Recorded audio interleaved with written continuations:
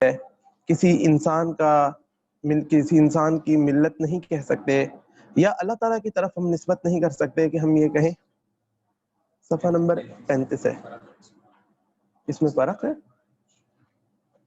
دوسرا نسخہ دیکھیں، یہ والا لے لیں، یہ والا لے لیں۔ تو کسی انسان کی طرف ملت کی اللہ تعالیٰ کی طرف بھی اسی طرح ملت کی نسبت نہیں کی جا سکتی، ملت اللہ نہیں کہا جا سکتا۔ ہاں، قرآن پاک نے مثال دی تھی ملت ابراہیم حنیفہ، حضرت ابراہیم علیہ السلام کی ملت کہا تھا۔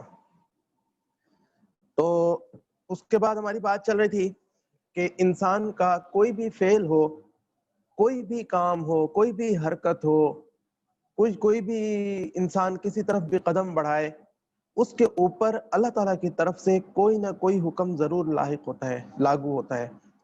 وہ یا تو فرض کہلاتا ہے، یا واجب کہلاتا ہے کہ آپ نے واجب پورا کیا ہے، یا سنت کہلاتا ہے۔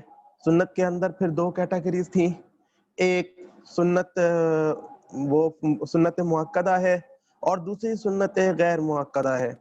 سنت مؤکدہ کے بارے میں ہم نے جہاں پڑھا تھا کہ اس کو بلا عذر چھوڑنے کی عادت بنانے والا فاسق تو ہوتا ہی ہوتا ہے، گناہگار تو ہوتا ہی ہے، ساتھ میں اس کے اوپر ایک شدید وعید بھی آئی ہے۔ وہ وعید یہ آئی ہے کہ قیامت والے دن جب ہر بندہ اپنی سفارش کے لیے اللہ تعالیٰ کے دربار میں پریشان پھر رہا ہوگا، حضور صلی اللہ علیہ وسلم اس شخص کی سفارش شفاعت نہیں فرمائیں گے جو سنت مؤکدہ کو چھوڑنے کی عادت بنا لے۔ پھر دوسری سنت غیر مؤکدہ تھی، جسے سنت زائدہ اور عادیہ بھی کہتے ہیں۔ یہ وہ سنت ہوتی ہے جس کو حضور صلی اللہ علیہ وسلم نے یا صحابہ کرام نے کیا تو ہے، لیکن کبھی کبھی بغیر کسی عذر کے بھی چھوڑا ہے، کوئی وجہ نہیں ہمارے سامنے آئی، لیکن اس کے باوجود بھی اس کو چھوڑا ہے۔ اب ہم آگے دیکھتے ہیں مستحب۔ ہماری ضروری اصطلاحات میں 3 چیزیں ہو چکی تھیں، چوتھے نمبر پر ہے مستحب۔ مستحب وہ فعل ہوتا ہے جس کو نبی صلی اللہ علیہ وسلم یا صحابہ کرام نے کیا ہو، لیکن ہمیشہ اور اکثر نہیں بلکہ کبھی کبھی کیا ہو۔ یہی مستحب کے اندر اور سنت غیر مؤکدہ کے اندر فرق کرنے والی چیز ہے۔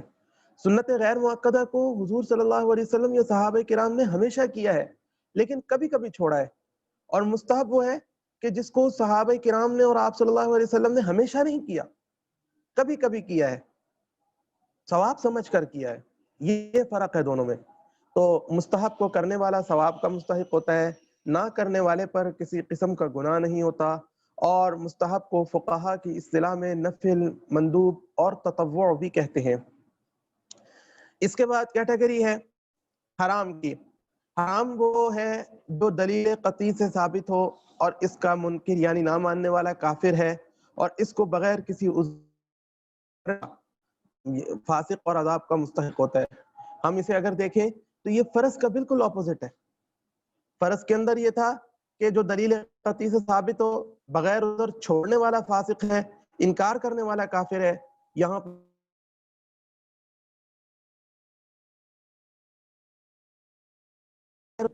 کرنے والا نہ مانے، کہیں کہ یہ تو اسلام میں حرام نہیں ہے، تم نے اپنے پاس سے یہ بات کہہ رہے ہو، تو وہ بندہ کفر کے درجے تک پہنچ جاتا ہے۔ اس حالہ آتا ہے مکروہ تحریمی کا۔ وہ فعل ہے جو دلیل ظنی سے ثابت ہو، یعنی بالکل یہ واجب کے اپوزٹ ہے۔ اس کا انکار کرنے والا فاسق ہوتا ہے، جیسے کہ واجب کا انکار کرنے والا فاسق ہوتا ہے، اور اس کا بغیر عذر کرنے والا گنہگار اور عذاب کا مستحق تنزیہی کا۔ مکروہ تنزیہی وہ فعل ہوتا ہے جس کے نہ کرنے میں ثواب ہو، اور جس کے نہ کرنے میں ثواب ہو اور کرنے میں عذاب نہ ہو۔ اگر ہم سے ہو گیا غلطی سے تو کوئی گناہ نہیں ہے، لیکن اگر ہم اس کا اہتمام سے چھوڑتے ہیں کہ ہم نے اس سے بچنا ہے، وہاں پر ہمیں ثواب ملتا ہے۔ یہ مکروہ تنزیہی ہے۔ یہاں پر میں بیچ میں روک کر ایک کنفیوژن جو عام طور سے پھیلی ہوتی ہے اس کو ذکر کرتا ہوں۔ بعض لوگ یہ سمجھتے ہیں، وہ پوچھتے ہیں، کوئی بھی بات سامنے آتی ہے، اللہ تعالیٰ کا حکم ان کے سامنے آتا ہے کہ یہ منع ہے، تو وہاں پر پوچھتے ہیں کہ یہ بتائیے کہ یہ مکروہ ہے، حرام تو نہیں ہے نا، خالی مکروہ ہے نا، نہیں ہے نا۔ دیکھیے، مکروہ فقہا کی اصطلاح میں کتاب کتابوں میں لکھا ہم آگے بھی ہم پڑھیں گے تو ہمیں جگہ جگہ لکھا ملے گا. ایک ہوتا ہے مکروہ تنزیہی، جس کو کریں گے، کر لیا ہم نے، نہیں مانا اللہ تعالیٰ کا حکم تو گناہ نہیں ہوتا، چھوڑ دیں گے ثواب ملے گا، لیکن کر لیں گے تو گناہ نہیں ہے، معافی ہے. وہ والا اگر مکروہ تنزیہی ہو پھر تو کوئی حرج کی بات نہیں ہے. جو ہمارے ذہنوں میں کانسیپٹ بیٹھا ہوا ہے مکروہ تنزیہی ہے، پھر تو کوئی حرج کی بات نہیں ہے. لیکن جہاں پر مکروہ تنزیہی ہوتا ہے وہاں پر فقہا خاص طور پر مینشن کرتے ہیں کہ یہ مکروہ تنزیہی ہے، یعنی مسئلہ بتانے والا پبلک کو بات بتاتے ہوئے شدت اتنی اختیار نہ کرے.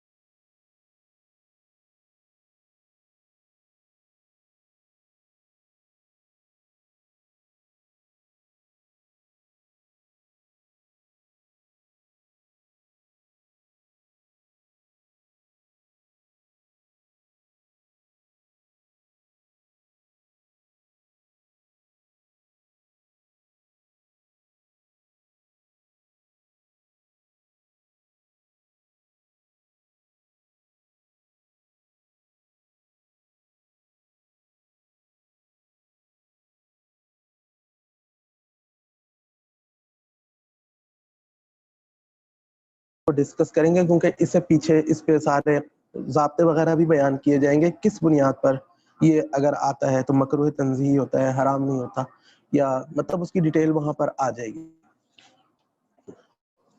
اچھا، آگے صفحہ نمبر 36 ہے، وضو کا باب ہے، وضو کا بیان ہے. میں کتاب کو آگے چلانے سے پہلے یہاں پر 2 باتیں عرض کرنا چاہوں گا. ایک بات تو یہ ہے کہ بعض لوگوں کو یہ خلجان ہوتا ہے کہ خالی مسئلے ذکر کر دیے گئے ہیں، ہمیں حدیث ساتھ میں بیان کی جائے. تو حدیث بھی انشاءاللہ آپ کے سامنے بیان ہوگی. اس میں وہ فہم حدیث اسی لیے آپ کو پڑھائی جائے گی کہ اس کے اندر ساری احادیث آئیں گی.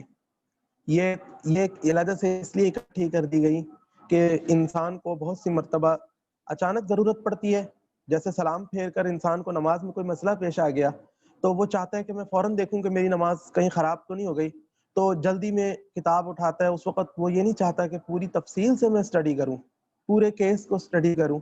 اس وقت وہ یہ چاہتا ہے مجھے مختصر جلدی سے پتہ لگے کہ میری نماز صحیح ہوئی یا نہیں ہوئی. تو ایک شارٹ کتاب کی بھی ضرورت پڑتی ہے. اسی طرح سے اور دیگر معاملات میں انسان کو ضرورت پڑتی ہے. تو تفصیلی کتاب کی بھی علیحدہ سے ضرورت ہے اور شارٹ چیز کی بھی ضرورت ہے. تو یہ کتاب شارٹ فارم میں، تفصیلی کتاب کے لیے فہم حدیث آپ کے سامنے ہے. انشاءاللہ وہ آپ کو مفتی عبد الرحمن صاحب آپ کے سامنے لیں گے اس کو تفصیلی طور پر، اس میں ساری احادیث آ جائیں گی. البتہ یہ بات ذہن میں رکھیں کہ اس کتاب کے اندر جتنے بھی مسئلے ہیں سارے کے سارے الحمدللہ احادیث سے ثابت شدہ ہیں. ہاں اتنی بات ضرور ہے کہ احادیث سے کوئی مسئلہ نکالنے کے لیے 2 طریقے ہوتے ہیں. بعض اوقات تو ڈائریکٹ نکلتا ہے اور بعض اوقات انڈائریکٹ نکلتا ہے. ڈائریکٹ میں کوئی مسئلہ نہیں ہے تو عام آدمی کو فوراً سمجھ میں آ جاتا ہے، حدیث پاک سامنے آتے ہی. انڈائریکٹ میں ضرورت ہوتی ہے کہ کسی حدیث سے کسی مسئلے کو نکالنا ہے تو کیسے نکالنا ہے. اس کے لیے صحابہ کرام نے ہی اصول و ضابطے ہمیں بتائے. ان اصول و ضابطوں کو اصول دین والی کتاب کے اندر ذکر کیا گیا ہے، جو مفتی شعیب صاحب آپ کے سامنے اس کی کلاس لیتے ہیں. تو انشاءاللہ آپ کے سامنے یعنی عرض کرنے کا مقصد یہ ہے، اس شارٹ کتاب کے اندر یہ نہ سمجھیے گا کہ شاید قرآن و حدیث سے، قرآن و سنت سے ہٹ کر کوئی باتیں بیان کی جائیں گی. ہرگز ہرگز ایسی بات نہیں ہے. سارے کے سارے مسائل قرآن و حدیث ہی سے لیے گئے ہیں. واضح ڈائریکٹ ہیں اور واضح انڈائریکٹ ہیں. لیکن انڈائریکٹ نکالنے کے لیے بھی کوئی الٹپ ضابطے قاعدے نہیں ہیں، بلکہ وہی قاعدے اور ضابطوں کو سامنے رکھا گیا ہے جو خود حضور صلی اللہ علیہ وسلم سے صحابہ کرام نے سیکھے تھے اور آگے بتایا تھا کہ کیسے کسی قرآن پاک کی آیت سے یا کسی حدیث سے کوئی مسئلہ کیسے نکالا جاتا ہے، اس کو انہوں نے ذکر کیا تھا. ایک بات یہ ہو گئی. دوسری بات عرض کرنے کی یہ ہے کہ تھوڑی سی اس کتاب کی اہمیت بھی میں آپ کے سامنے عرض کر دوں کہ جو کتاب ہم پڑھ رہے ہیں یہ اصل میں بہشتی زیور حضرت مولانا اشرف علی تھانوی رحمۃ اللہ علیہ نے ایک کتاب ترتیب دی تھی. آج سے آپ سمجھ لیجئے تقریباً 100 سال قبل یہ اس کتاب کا حصہ ہے. حضرت مولانا اشرف علی تھانوی رحمۃ اللہ علیہ ایک ایسے صاحب تھے کہ اہل حق کا، ادھر آپ پورے علاقے میں گھوم جائیے، بلکہ پاکستان کیا انڈیا میں چلے جائیے، بنگلہ دیش میں چلے جائیے، افغانستان میں چلے جائیے، برما میں چلے جائیے، اتنے بڑے ایریے میں اہل حق کا کوئی بھی عالم ایسا نہیں ملے گا جو ان کے اوپر انگلیاں اٹھاتا ہو کہ وہ علمی اعتبار سے کوئی کمزور آدمی تھے، ریلائبل نہیں تھے. ایسا کوئی بھی آپ کو اہل حق میں سے آدمی نہیں ملے گا. سب کے سب ان کی کتابوں کا اور ان کی علمیت کے پورے طور پر معترف رہے ہیں.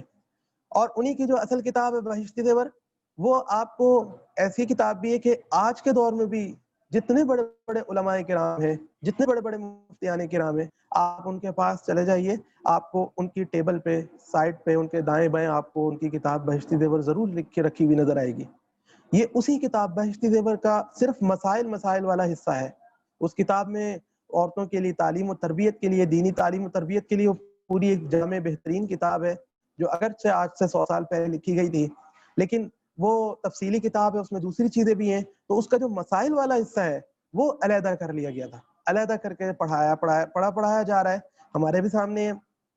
البتہ اس میں ایک بات اور چیز ہے، وہ یہ ہے کہ ہمارے حضرت ڈاکٹر مفتی عبد الواحد صاحب رحمۃ اللہ علیہ نے مسائل بہشتی زیور کا مسائل والا حصہ لے کر اس کے ساتھ دیکھا کہ موجودہ دور میں 100 سال کے عرصے میں کچھ نئی نئی یعنی کہہ لیجیے چیزیں بھی عوام کے سامنے آ گئیں، تو اسی کو سامنے رکھ کر کچھ اپ ٹو ڈیٹ کر دیا، کچھ اضافہ جات کر دیے. یہ نہیں کہ کتاب کو بدل کے سارا ستیہ ناش پھیر دیا، ایسی کوئی بات نہیں ہے. ساتھ اضافہ جات کر دیے، کچھ ضروری اضافہ جات کر دیے تاکہ اب جو 100 سال اور گزرے ہیں اس میں نئی نئی باتیں، کچھ نئے ٹیکنیکس وغیرہ جو سامنے آئی ہیں ان کے اندر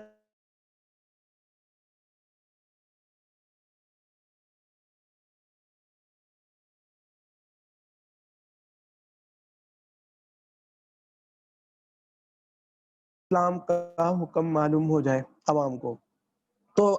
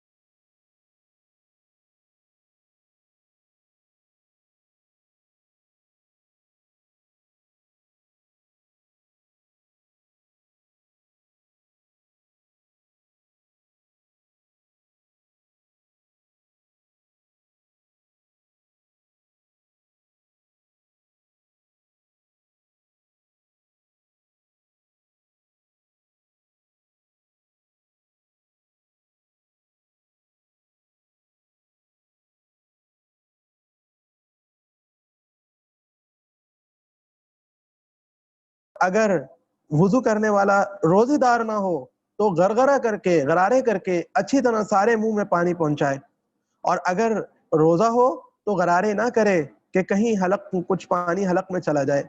پھر اس کے بعد کلی کرنے کے بعد 3 مرتبہ ناک میں پانی ڈالے اور بائیں ہاتھ سے ناک صاف کرے، دائیں سے نہیں، بائیں ہاتھ سے ناک صاف کرے.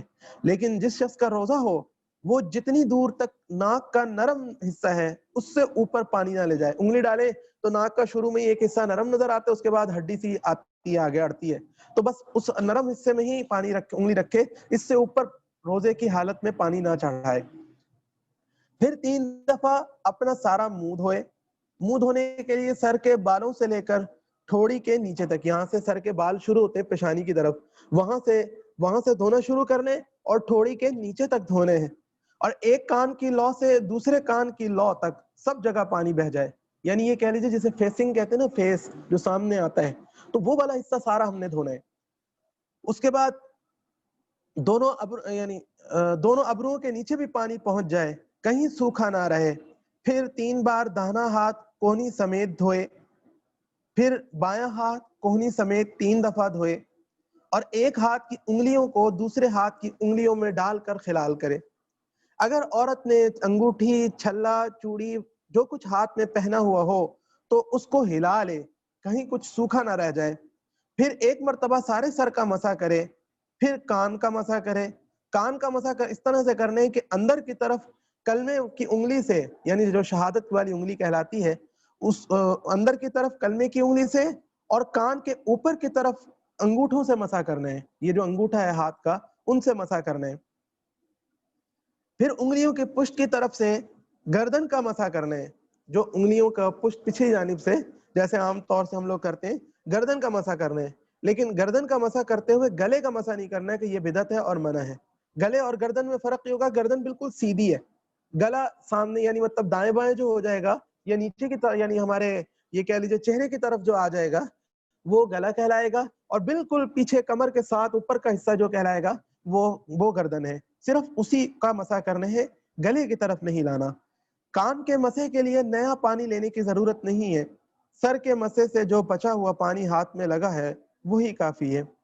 پھر اس کے بعد 3 بار داہنا پاؤں ٹخنے سمیت دھونا ہے. پھر بایاں پاؤں ٹخنے سمیت 3 دفعہ دھونا ہے.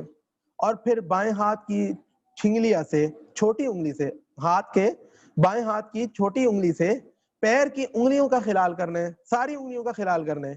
پیر کی دائیں چھنگلیا سے شروع کرنا ہے اور بائیں چھنگلیا پر ختم کرنا ہے. یعنی دائیں سے چلنا شروع کرنے چھوٹی انگلی کی طرف سے، کرتے کرتے کرتے کرتے بایاں پاؤں کے انگوٹھا پہلے آئے گا اور پھر اس کے بعد جا کر چھوٹی انگلی پہ، بائیں پاؤں کی چھوٹی انگلی پہ ساری انگلیوں کا خلال ختم ہوگا۔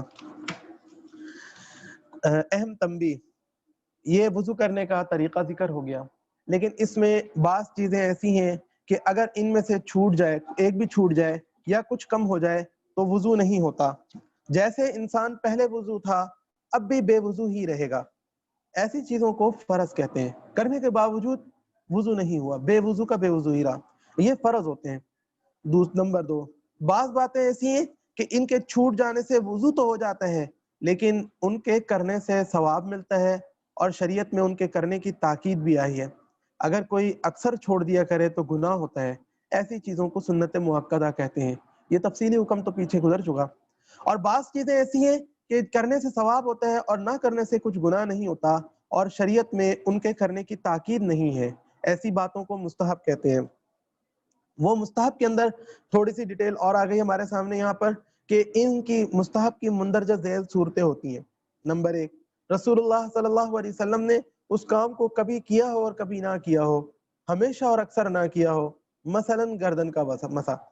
وضو کی احادیث میں اگر ہم دیکھتے ہیں تو گردن کا مسح حضور صلی اللہ علیہ وسلم نے ہمیشہ نہیں کیا، اکثر نہیں کیا۔ اگر رسول اللہ صلی اللہ علیہ وسلم نے کسی کام کو ہمیشہ بھی کیا ہو لیکن وہ عبادت کے طور پر نہ کیا ہو، عبادت کے طور پر نہ کیا ہو، اللہ تعالیٰ کا حکم سمجھ کے نہ کیا ہو، بلکہ عادت کے طور پر کیا ہو، مثلا دائیں طرف سے شروع کرنا، حضور صلی اللہ علیہ وسلم کا معمول مبارک ہر کام میں دائیں طرف سے شروع کرنے کا تھا، جہاں پر بھی جس حد تک بھی ممکن ہو سکے دائیں طرف کو اختیار فرماتے تھے۔ تو وضو میں بھی اسی طرح سے ہر کام میں ہاتھ دھونے، پاؤں دھونے، تو ہر کام میں ہم دائیں جانب کو اختیار کریں، یہ بھی مستحب ہوتا ہے۔ تیسرا وہ کام جس کو صحابہ کرام اور تابعین نے دین کے اصول کی موافقت میں پسند کیا ہو، وہ بھی مستحب ہوتا ہے۔ حضور صلی اللہ علیہ وسلم سے ہمیں حکم اس بارے میں نہیں ملتا، لیکن اس کام کو پسند کرنے والے کون لوگ ہیں؟ اگر تو صحابہ کرام اور تابعین ہیں تو ان کا بھی یہ سٹیٹس ہے کہ وہ جس بات کو، یہ حضور صلی اللہ علیہ وسلم کے فرمانے کی وجہ سے از خود نہیں ہے، یا ہمارے ان کو قرار دینے کی وجہ سے نہیں ہے، بلکہ حضور صلی اللہ علیہ وسلم کے فرمانے کی وجہ سے ہے کہ اگر ان کو، یعنی انہوں نے کسی کام کو دین سمجھ کر اور ثواب کا کام سمجھ کر پسند کیا ہے تو وہ بھی اللہ تعالیٰ کے یہاں پھر ثواب کا کام ہے اور وہ اچھا ہے، وہ مستحب کہلاتا ہے۔ اس کے بعد مرحلہ آتا ہے وضو کے فرائض کا۔ وضو کے فرائض میں پہلا فرض ہے یعنی وضو کے ٹوٹل 4 فرض ہیں، ٹوٹل 4 فرض ہیں۔ ان میں سے پہلا ہے 1 مرتبہ سارا منہ دھونا۔ پانی کم ہے بے شک، تو 1 مرتبہ تو کم از کم ہمارا سارا منہ دھل جائے۔ منہ کتنا حصہ دھونا ہے وہ ابھی ہم نے پیچھے پڑھا تھا کہ جہاں سے بال اگنا شروع ہوتے ہیں سر کے، اس جگہ سے لے کر تھوڑی کے نیچے تک، اور ایک کان کی لو سے دوسرے کان کی لو تک، یہ والا حصہ سارا 1 مرتبہ دھونا فرض ہے۔ ایک دفعہ کہنیوں سمیت دونوں ہاتھ دھونا، یہ بھی فرض ہے۔ ایک بار چوتھائی سر کا مسح کرنا، پورے سر کا مسح اگر نہیں بھی رہ گیا، کوئی بھی وجہ ہوئی، بعض لوگ جیسے ہم دیکھتے ہیں لاپرواہی میں کچھ تھوڑا سا ہی ہاتھ پھیر لیتے ہیں، تو اگر انہوں نے اپنے کل سر کے چوتھائی حصے پر بھی ہاتھ پھیر لیا تو فرض ادا ہو گیا، صرف فرض ادا ہو گیا۔ ایک مرتبہ ٹخنوں سمیت دونوں پاؤں دھونا، یہ وضو کے کل 4 فرض ہیں۔ ان میں سے اگر ایک چیز بھی چھوٹ جائے یا کوئی جگہ بھی بال برابر سوکھی رہ جائے تو وضو نہیں ہوگا۔ پاؤں کا کچھ حصہ ٹخنے سمیت پورا پاؤں ہے، اس کا بال برابر بھی کچھ حصہ سوکھا رہ گیا تو وضو نہیں ہوگا۔ جیسا انسان پہلے بے وضو تھا اب بھی بے وضو ہی رہے گا۔ مسئلہ، اب اس کی ڈیٹیل شروع کرتے ہیں۔ فرائض کے اندر کہاں کہاں پر پبلک کو ضرورت پیش آتی ہے کہ اس سے وہ رہ جاتا ہے، کہاں کہاں پہ غلط فہمی ہو جاتی ہے جلد بازی میں، یا کون سے مسئلے ہمارے سامنے درپیش ہوتے ہیں، ان کی اب ڈیٹیل شروع کرنے لگے ہیں۔ مسئلہ، ٹھوڑی کا دھونا فرض ہے، جو ٹھوڑی ہے نیچے اس کا دھونا فرض ہے۔ اگر مرد ہے بشرطے کہ داڑھی کے بال اس پر نہ ہو، یا ہو تو اس قدر کم ہو کہ کھال نیچے سے نظر آتی ہے، جھلکتی ہے، کھال جھلکتی ہے، تو پھر اس ٹھوڑی کو بھی دھونا فرض ہے، خالی بالوں کو دھو لینا کافی نہیں ہوگا۔ ہونٹ کا جو حصہ کہ ہونٹ بند ہونے کے بعد دکھائی دیتا ہے اس کا دھونا فرض ہے۔ انسان اپنا حصہ دیکھے گا کہ خود ہی معلوم ہوگا کہ بند ہونے کے بعد پھر دکھائی دیتا ہے، تو وہ حصہ بھی دھونا فرض ہے۔ یعنی اندر کا حصہ اگر دھونا فرض نہیں ہے، جو باہر کا حصہ ہے کہ منہ بند کر لے نارمل انداز میں، تو جتنا حصہ ہونٹ کا نظر آتا ہے وہ سارا دھونا فرض میں شامل ہے۔ مسئلہ، داڑھی یا مونچھ یا بھویں اگر اس قدر گھنی ہو کہ کھال نظر نہ آئے تو اس کھال کا دھونا جو اس سے چھپی ہوئی ہے فرض نہیں ہے، بلکہ وہ بال ہی قائم مقام کھال کے ہیں، ان پر سے پانی بہا دینا کافی ہے۔ اگر ہماری کھال، ہمارے بال اتنے گھنے ہیں تو پھر تو بال ہی کھال کے قائم مقام ہو جائیں گے، لیکن شرط یہ ہے کہ نیچے سے کھال جھلکتی نہ ہو، گھنے ہو۔ تو جب بال گھنے ہوں گے تو وہ چاہے پھر داڑھی کے ہوں، مونچھوں کے ہوں یا بھووں کے ہوں، کہیں کے بھی ہوں، وہ کافی ہے، اس کا کوئی مسئلہ نہیں ہے۔ اس صورت میں ان تمام بالوں کا دھونا فرض ہے جو چہرے کی حد کے اندر اندر ہیں، اور داڑھی کے وہ بال جو چہرے کی حد سے آگے بڑھ گئے ان کا دھونا فرض نہیں ہے۔ یہ دیکھنے کی چیز ہے کہ چہرے کی حد سے آگے بڑھ گئے یا چہرے کی حد کے اندر ہے۔ اس کا کیا مطلب ہے؟ مطلب یہ ہے کہ دیکھیے تھوڑی حد تک ہمارا چہرہ ہے، اس سے نیچے پھر ہمارا سینے کی یا گلے کی ہڈی شروع ہو جاتی ہے، تو داڑھی جو مرد کی ہوتی ہے وہ تھوڑی سے نیچے بھی لٹکی بھی ہوتی ہے۔ جو بال تھوڑی کے نیچے چلے جاتے ہیں داڑھی یعنی نیچے سے جو ایک مٹھی جس کو پکڑا جاتا ہے وہ والا دھونا، وہ دھونا فرض نہیں ہے، کیونکہ چہرے کا دھونا خود جو فرض ہے جہاں تک وہ صرف تھوڑی تک ہے، تھوڑی یہ لمٹ ہے چہرے کی۔ تو اس سے نیچے جو بال لٹکے ہوئے ہیں داڑھی کے جن کو مرد نے پکڑنا ہوتا ہے ایک مٹھی کو، وہ والے بال دھونا فرض نہیں ہے، وہ سنت وغیرہ کے اندر آ جاتا ہے۔ لیکن جو بال اوپر اوپر کے ہمارے رخساروں کی طرف آ رہے، مونچھوں کے بال ہو گئے یا بھووں کے بال ہو گئے اوپر، تو ان بالوں کا دھونا فرض ہے کیونکہ وہ چہرے کی حد کے اندر آتے ہیں۔ جو بال چہرے کی حد کے اندر آئیں ان کو دھونا فرض نہیں ہوتا، اور جو بال چہرے کی حد سے علیحدہ ہو، لٹکے ہوئے ہو جائیں تو ان کا دھونا فرض نہیں ہوتا، وہ اگر رہ بھی گئے تو ہمارا وضو کمپلیٹ ہو جائے گا۔ یہیں پر بس کرتے ہیں انشاءاللہ۔